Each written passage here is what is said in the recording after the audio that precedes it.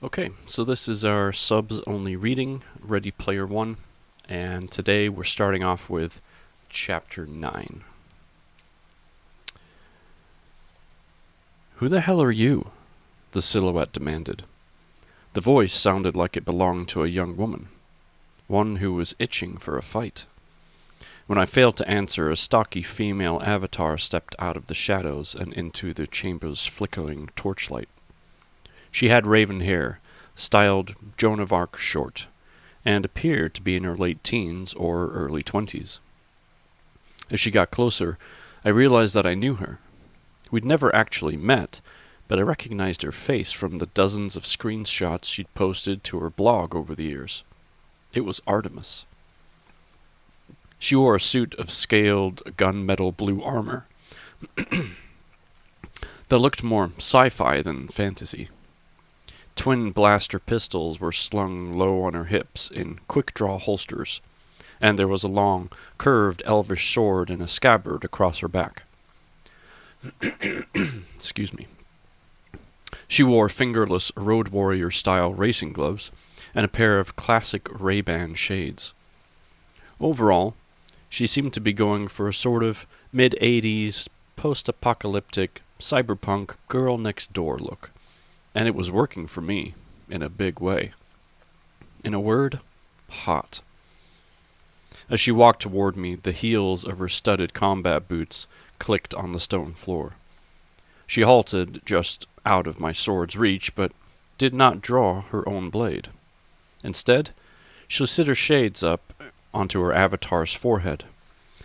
A blatant affection, since sunglasses didn't actually affect a player's vision, and looked me up and down, making a show of sizing me up. For a moment, I was too starstruck to speak. To break my paralysis, I reminded myself that the person operating the avatar in front of me might not be a woman at all. This girl, whom I'd been cyber-crushing on for the past 3 years, might very well be an obese, hairy-knuckled guy named Chuck. Once I conjured up that sobering image, I was able to focus on my situation, and the question at hand. What was she doing here? After 5 years of searching, I thought it was highly improbable that we'd both discovered the Copper's Key's hiding place on the same night. Too big of a coincidence. "Cat got your tongue?" she asked. I said, "Who the hell are you?" Like her, I had my avatar's name tag switched off. Clearly, I wanted to remain anonymous, especially under the circumstances. Couldn't she take the hint? "Greetings," I said, bowing slightly. "I am Juan Sanchez Villalobos Ramirez." She smirked. "Chief Meteorologist to King Charles V of Spain?" "At your service," I replied, grinning. She'd caught my obscure Highlander quote and thrown another right back at me. It was Artemis, all right. "Cute." She glanced over my shoulder, up at the empty dais, then back at me. "So, spill it. How did you do?" Do at what?" "Jousting against Acerak?" she says, as if it were obvious. Suddenly, I understood. This wasn't the first time she'd been here.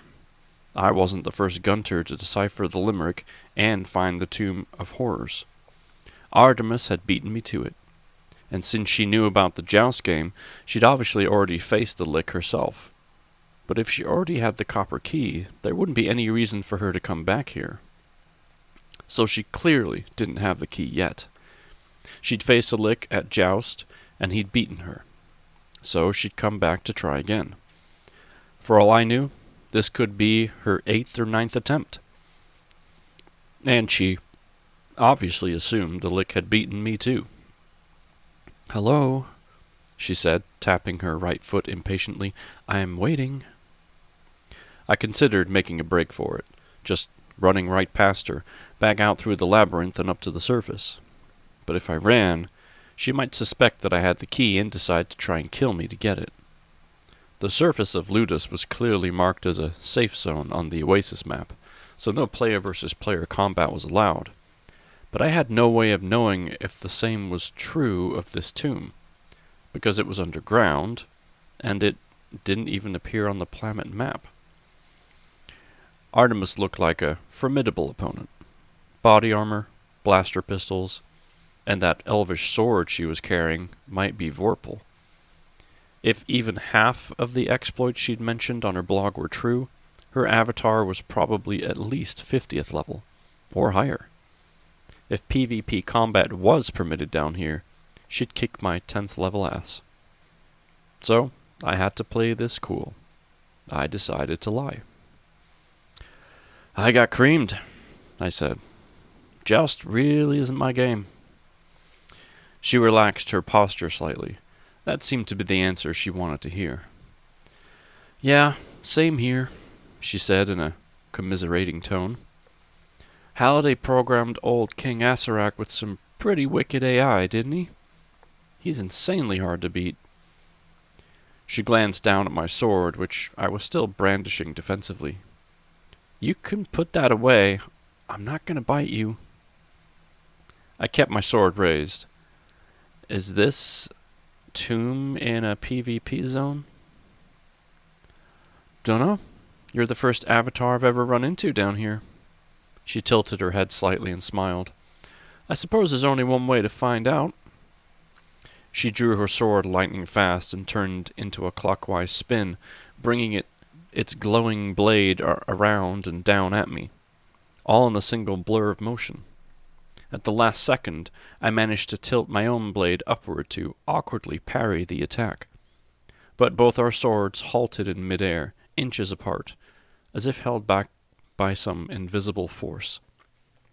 A message flashed on my display. Player versus player combat not permitted here. I breathed a sigh of relief.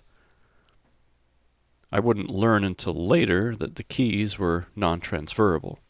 You couldn't drop one of them, or give them to another avatar, and if you were killed while holding one, it vanished right along with your body. Well, there you have it, she said, grinning. This is not a PvP zone after all. She whipped her sword around in a figure of 8 pattern, then smoothly replaced it in the scabbard on her back. Very slick. I sheathed my own sword too, but without any fancy moves. Halliday must not have wanted anyone to duel for the right to joust the king, I said. Yeah, she said, grinning. Lucky for you. Lucky for me? I replied, folding my arms. How'd you figure? She motioned to the empty dais behind me. You must really be hurting for hit points right now, after fighting Acerak. So, if Acerak beat you at Joust, then you had to fight him. Good thing I won, I thought, or else I'd probably be creating a new avatar right about now.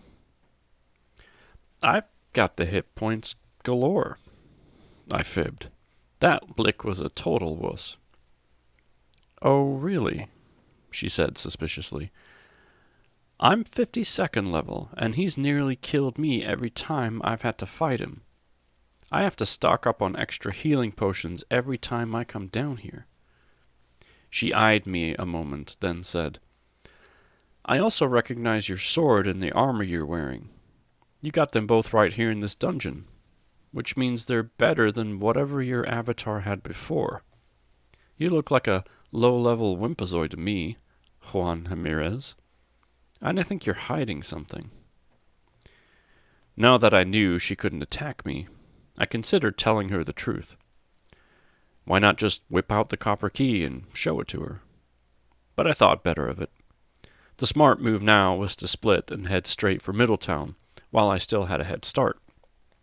She still didn't have the key, and might not get it for several more days. If I hadn't already had so many hours of joust practice under my belt, God knows how many attempts it would have taken me to beat Acerak. Think what you want, Shira, I said, moving past her. Maybe I'll run into you off-world sometime. We can duke it out then. I gave her a small wave. See you around. Where do you think you're going? She said, following me. Home, I said, still walking. But what about the lick? And the copper key? She motioned to the empty dais.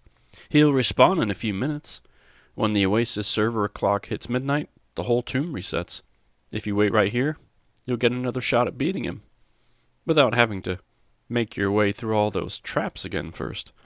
That's why I've been coming here just before midnight, every other day, so I can get 2 attempts in a row, back to back. Clever. If I hadn't succeeded on my first try, I wondered how long it would have taken me to figure that out. I thought we could take turns playing against him, I said. I just played him, so it'll be your turn at midnight. Okay? Then I'll come back after midnight tomorrow. We can alternate days until one of us beats him. Sound fair? I suppose, she said, studying me. But you should stick around anyway. Something different might happen if there are 2 avatars here at midnight. Anorak probably prepared for that contingency. Maybe 2 instances of the lick will appear, one for each of us to play.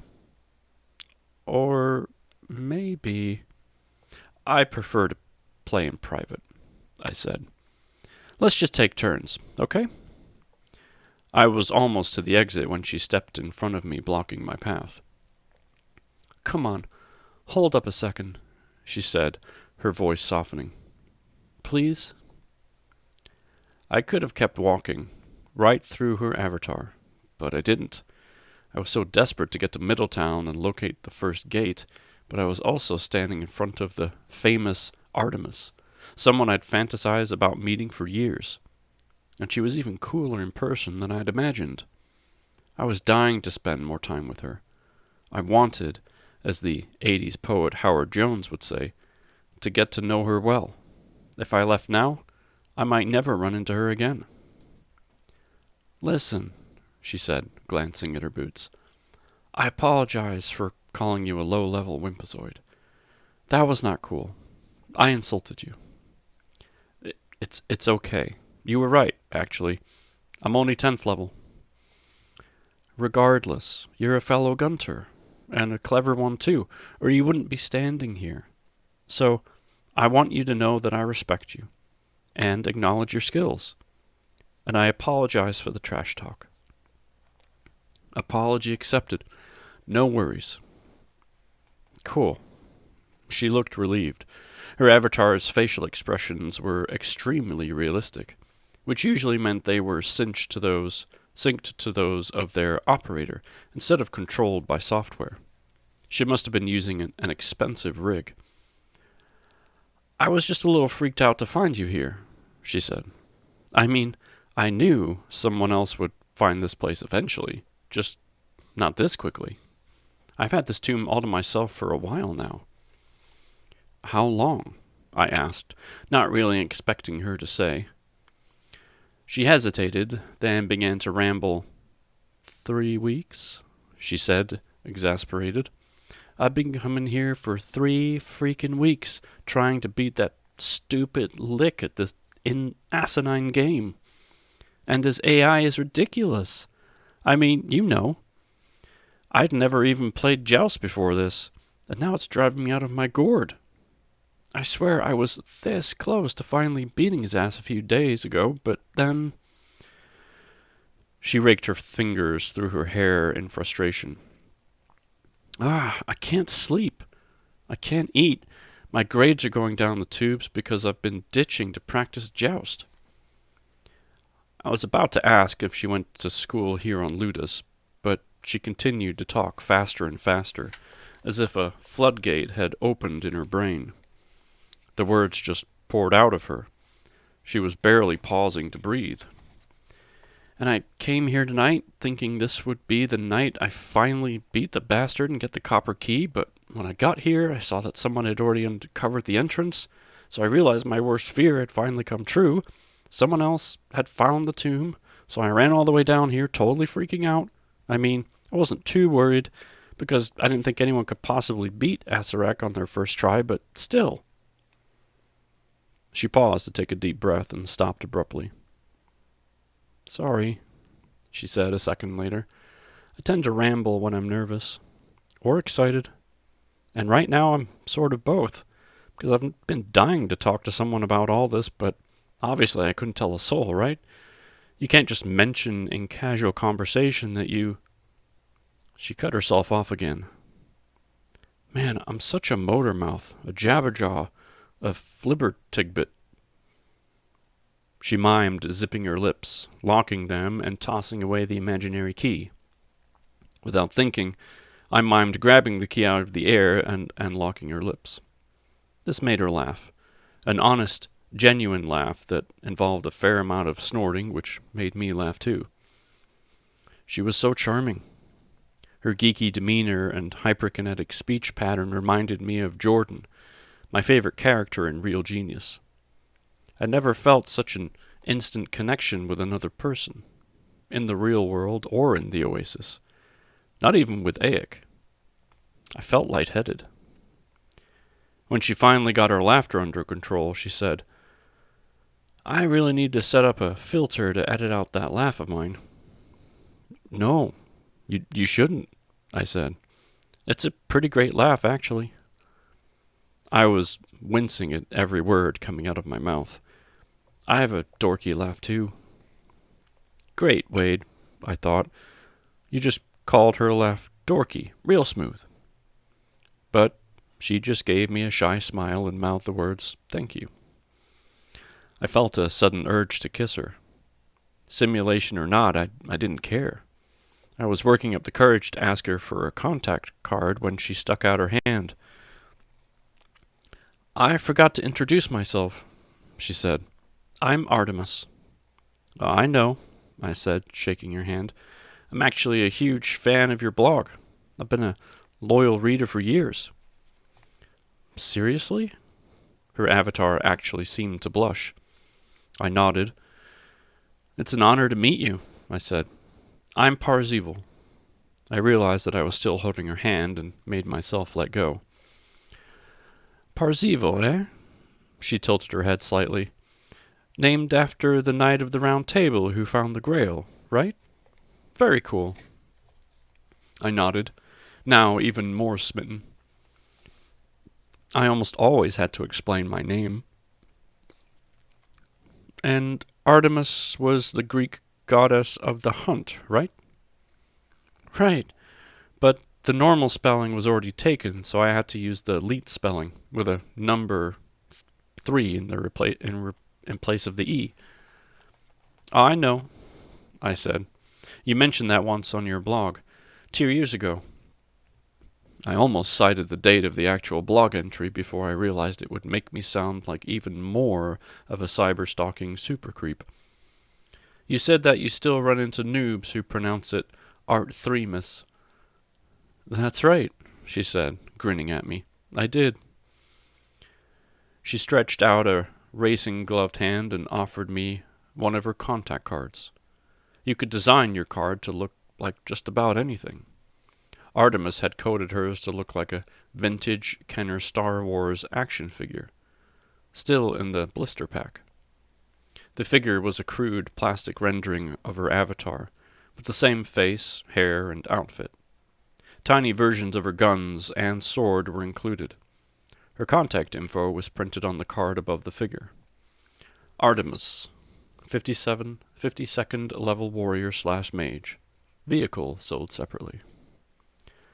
On the back of the card were links to her blog, email, and phone line. Not only was this the first time a girl had ever given me her card, it was also, by far, the coolest contact card I've ever seen. This is by far the coolest contact card I've ever seen, I said. Thank you. I handed her one of my own cards, which I designed to look like an original Atari 2600 adventure cartridge, with my contact info printed on the label.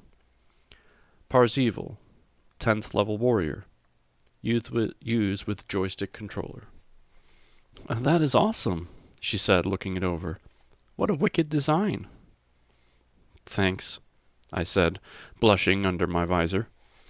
I wanted to propose marriage. I added her card to my inventory, and it appeared on my item list, right below the copper key. Seeing the key listed there snapped me back to reality. What the hell was I doing? Standing here making small talk with this girl when the first gate was waiting for me. I checked the time. Less than 5 minutes until midnight. Listen, Artemis. It was truly awesome to meet you, but I gotta get going. The server's about to reset, and I want to clear out of here before all those traps and undead respawn. Oh, okay. She actually sounded disappointed. I should probably prepare for my joust match anyway. But here, let me hit you with a cure serious wound spell before you go. Before I could protest, she laid a hand on my avatar's chest and muttered a few arcane words. My hit point counter was already at maximum, so the spell had no effect. But Artemis didn't know that. She was still under the assumption that I had to fight the lick. There you go, she said, stepping back. Thanks, I said, but you shouldn't have. We're competitors, you know? I know, but we can still be friends, right? I hope so. Besides, the third gate is still a long way off. I mean, it took 5 years for the two of us to get this far. And if I know Halliday's game design strategy, things are just going to get harder from here on out. She lowered her voice. Listen, are you sure you don't want to stick around? I bet we can both play at once. We can give each other jousting tips. I've started to spot some flaws in the king's technique. Now I was starting to feel like a jerk for lying to her. That's a really kind offer, but I have to go. I searched for a plausible excuse. I've got school in the morning. She nodded, but her expression shifted back to one of suspicion. Then her eyes widened, as though an idea had just occurred to her. Her pupils began to dart around, focused on the space in front of her, and I realized she was looking something up in a browser window. A few seconds later, her face contorted in anger. You lying bastard, she shouted. You dishonest sack of crap. She made her web browser window visible to me and spun it around. It displayed the scoreboard on Halliday's website. In all the excitement, I'd forgotten to check it. It looked just as it had for the past 5 years, with one change. My avatar's name now appeared at the very top of the list, in first place, with a score of 10,000 points beside it. The other 9 slots still contained Halliday's initials, JDH, followed by zeros. Holy shit, I muttered. When Anorak had handed me the copper key, I'd become the first gunter in history to score points in the contest. And, I realized, since the scoreboard was viewable to the entire world, my avatar had just become famous. I checked the newsfeed headlines just to be sure. Every single one of them contained my avatar's name. Stuff like, Mysterious Avatar Parzival makes history, and Parzival finds copper key.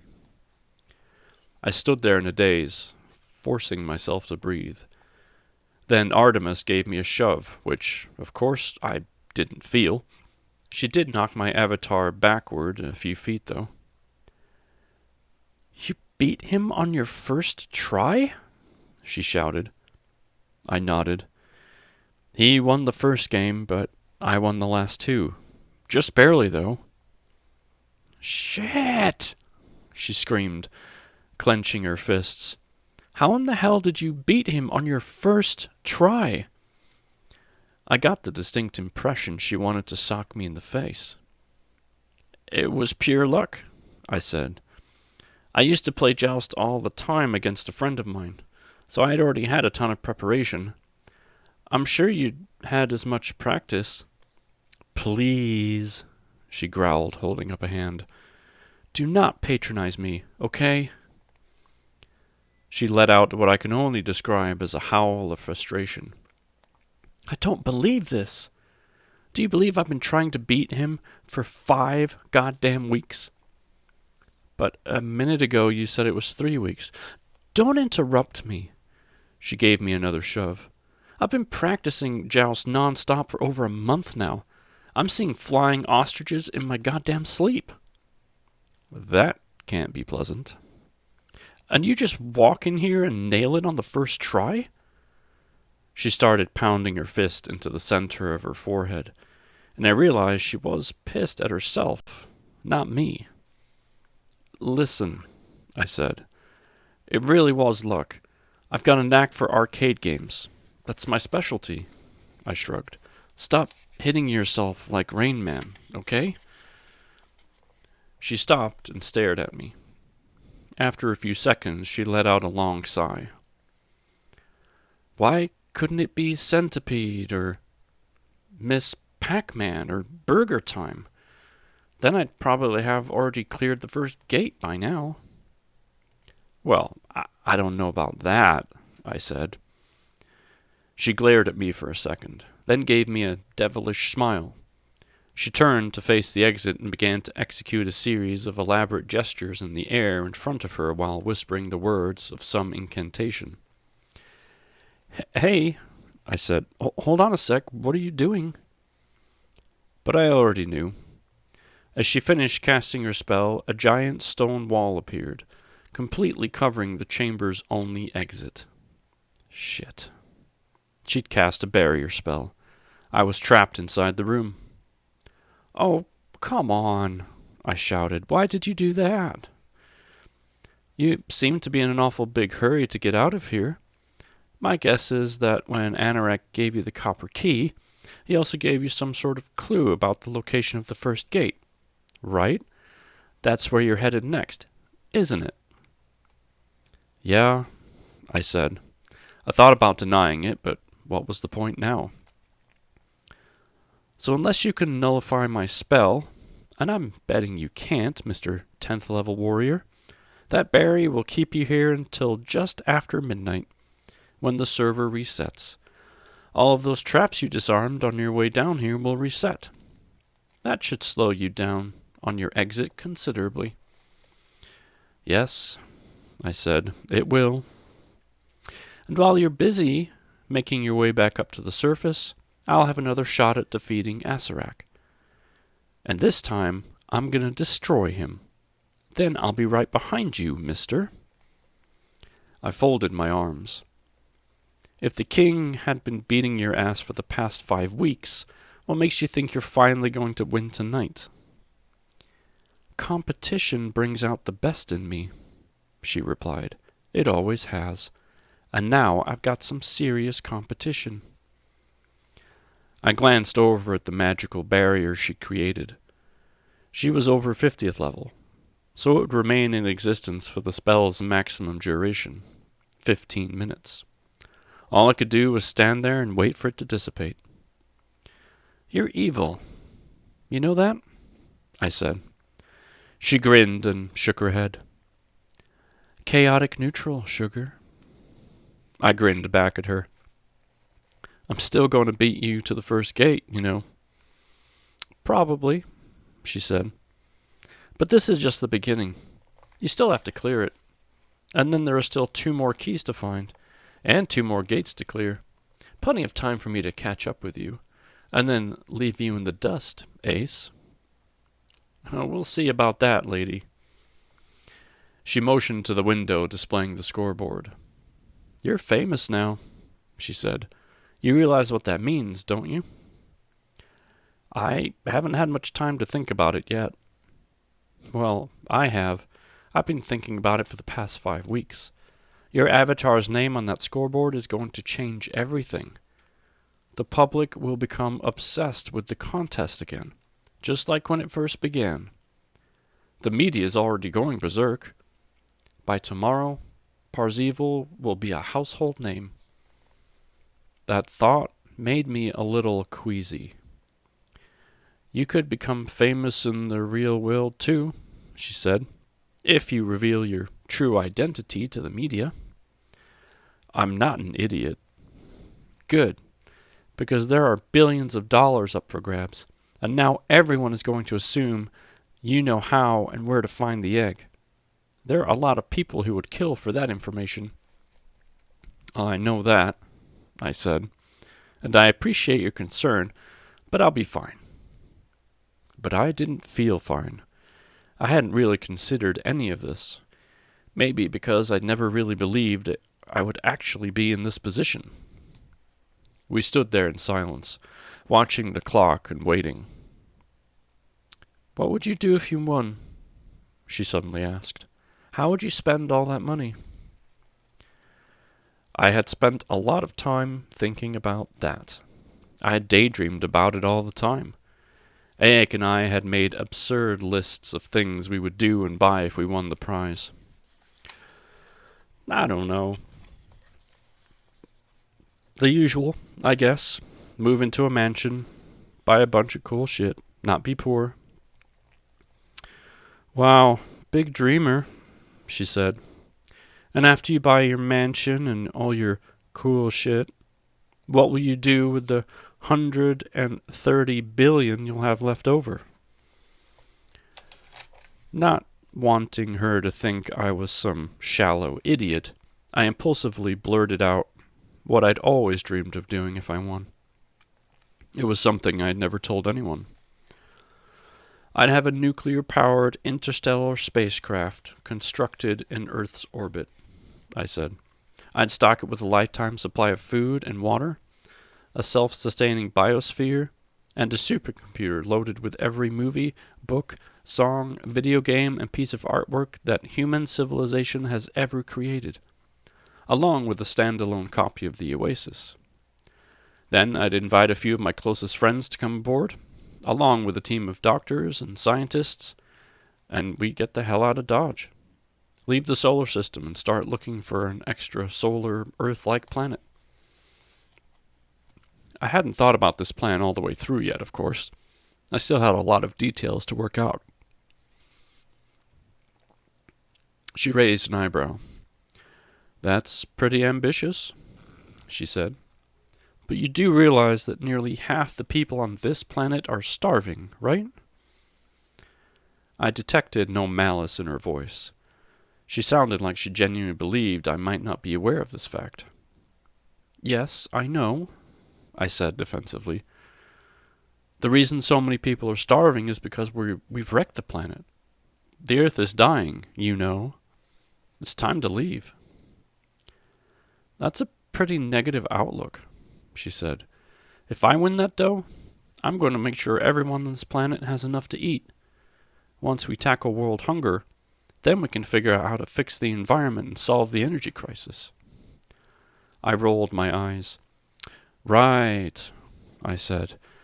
And after you pull off that miracle, you can genetically engineer a bunch of Smurfs and unicorns to frolic around this new perfect world you've created. I'm being serious, she said. You really think it's that simple? I said. That you can just write a check for $240 billion and fix all the world's problems? I don't know. Maybe not. But I'm going to give it a shot. If you win. Right. If I win. Just then, the Oasis server clock struck midnight. We both knew the second it happened because the throne appeared atop the dais, along with Asarak. He sat there motionless, looking just like he did when I'd first entered the room. Artemis glanced up at him, then back at me. She smiled and gave me a small wave. I'll see you around, Parzival. Yeah, I replied. See ya. She turned and began to walk toward the dais. I called after her. Hey, Artemis? She turned back. For some reason I felt compelled to help her, even though I knew I shouldn't. Try playing on the left side, I said. That's how I won. I think he might be easier to beat if he's playing the stork. She stared at me for a second, possibly trying to gauge whether I was messing with her. Then she nodded and ascended the dais. Asarik came to life as soon as she set foot on the first step. "Greetings, Artemis," his voice boomed. "What is it that you seek?" I couldn't hear her reply, but a few seconds later the throne transformed into the joust game, just as it had earlier. Artemis said something to the Lick, and the two of them switched sides, so that she was on the left. Then they began to play. I watched them from a distance until a few minutes later, when her barrier spell dissipated. I cast one last glance up at Artemis, then threw open the door and ran out. That was Chapter 9. So we're going to keep going. We're going to record Chapter 10, and then we'll see where we're at. Chapter 10. It took me a little over an hour to make my way back through the tomb and up to the surface. The instant I crawled outside, a messages waiting indicator began to flash on my display. I realized then that Halliday had placed the tomb in a null communication zone, so no one could receive calls, text, or email while they were inside, probably to prevent Gunters from calling for help or advice. I checked my messages and saw that Aik had been trying to reach me since the moment my name appeared on the scoreboard. He'd called over a dozen times, and had also sent several text messages asking me what in the sweet name of Christ was going on, and screaming at me in all caps to call him back right now. Just as I'd finished deleting the messages, I received another incoming call. It was Aik trying once again to reach me. I decided not to pick up. Instead, I sent him a short text message, promising to call as soon as I could. As I ran out of the forest, I kept the scoreboard up in the corner of my display so that I'd know immediately if Artemis won her joust match and obtained the key. When I finally reached the transport terminal and jumped into the nearest booth, it was just after 2 o'clock in the morning. I entered my destination on the booth's touchscreen, and a map of Middletown appeared on the display. I was prompted to select one of the planet's 256 transport terminals at my arrival point. When Halliday had created Middletown, he hadn't placed just a single recreation of his hometown there. He'd made 256 identical copies of it, spread out evenly across the planet's surface.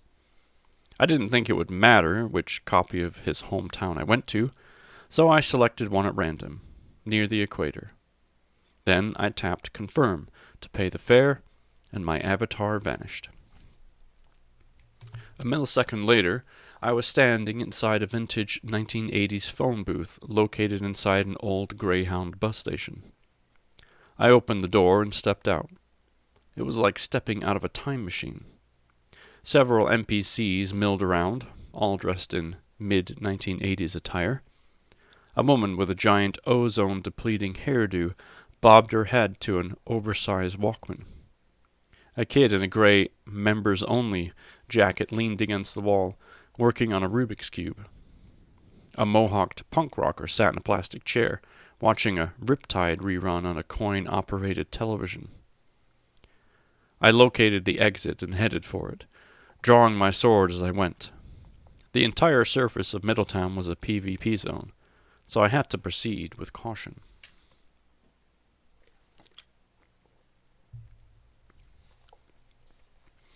Shortly after the hunt began, this planet had turned into Grand Central Station, and all 256 copies of Halliday's hometown had been scored and ransacked by endless parades of Gunters, all searching for keys and clues. The popular theory on the message boards was that Halliday had created multiple copies of his hometown so that several avatars could search it at the same time without fighting over a single location. Of course, all of this searching had yielded a big fat donut. No keys, no clues, no egg. Since then, interest in the planet had waned dramatically. But some Gunters probably still came here on occasion. If there was already another Gunter inside Halliday's house when I got there, my plan was to make a run for it, then steal a car and drive 25 miles in any direction to the next identical copy of Middletown, and then the next, until I found an instance of Halliday's house that was unoccupied. Outside the bus station, it was a beautiful Midwestern day. The reddish-orange sun hovered low in the sky. Even though I'd been to Middletown before, I'd done extensive research on it. So I knew Halliday had coded the planet so that no matter when you visited or where you were on the surface, it was always a perfect late autumn afternoon, circa 1986. I pulled up a map of the town and traced a route from my current location to Halliday's childhood home. It was about a mile to the north. I pointed my avatar in that direction and began to run. Looking around, I was astounded at the painstaking attention to detail. I had read that Halliday had done all of the coding himself, drawing on his memories to recreate his hometown exactly as it was during his childhood. It used old street maps, phone books, photographs, and video footage for reference to make everything as authentic and accurate as possible. The place reminded me of a lot of the town from the movie Footloose. Small, rural, and sparsely populated. The houses all seemed incredibly big and were placed ridiculously far apart.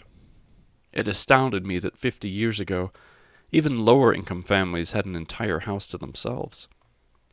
The NPC citizens all looked like extras from a John Cougar Mellencamp video. I saw people out raking leaves, walking dogs, and sitting on porches. Out of curiosity, I waved at a few of them and got a friendly wave in return every time. Clues as to the time period were everywhere.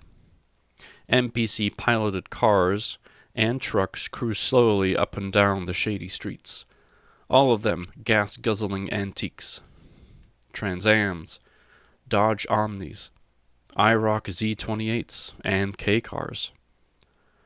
I passed a service station, and the sign said gasoline was only 93 cents a gallon. I was about to turn down Halliday Street when I heard a fanfare of trumpets. My eyes shot over to the scoreboard window, still hovering in the corner of my display. Artemis had done it. Her name now appeared directly below mine. Her score was 9,000 points, 1,000 points less than mine. It appeared that I'd received a bonus for being the first avatar to obtain the copper key. The full ramifications of the scoreboard's existence occurred to me for the first time. From here on out, it would not only allow Gunters to keep track of each other's progress, it would also show the entire world who the current frontrunners were, creating instant celebrities and targets in the process. I knew at that exact moment Artemis must be staring down at her own copy of the copper key, reading the clue engraved on its surface. I was sure she'd be able to decipher it just as quickly as I had. In fact, she was probably already on her way to Middletown right now. That got me moving again. I now had only an hour's head start of her. Maybe less. When I reached Cleveland Avenue, the street on which Halliday had grown up, I sprinted down the cracked sidewalk to the front steps of his childhood home. It looked just like the photographs I'd seen. A modest, 2-story colonial with red vinyl siding. Two late 70s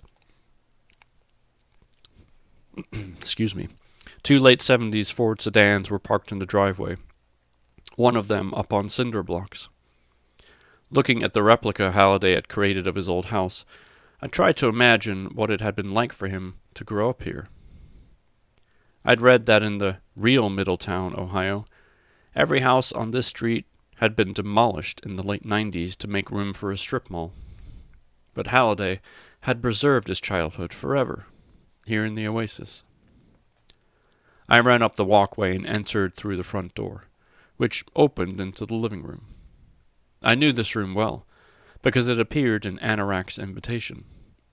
I recognized the simulated wood grain paneling, the burnt orange carpet, the garish furniture that looked like it had been scavenged from several disco-era yard sales. The house was empty. For whatever reason, Halliday had decided not to place NPC recreations of himself or his deceased parents here.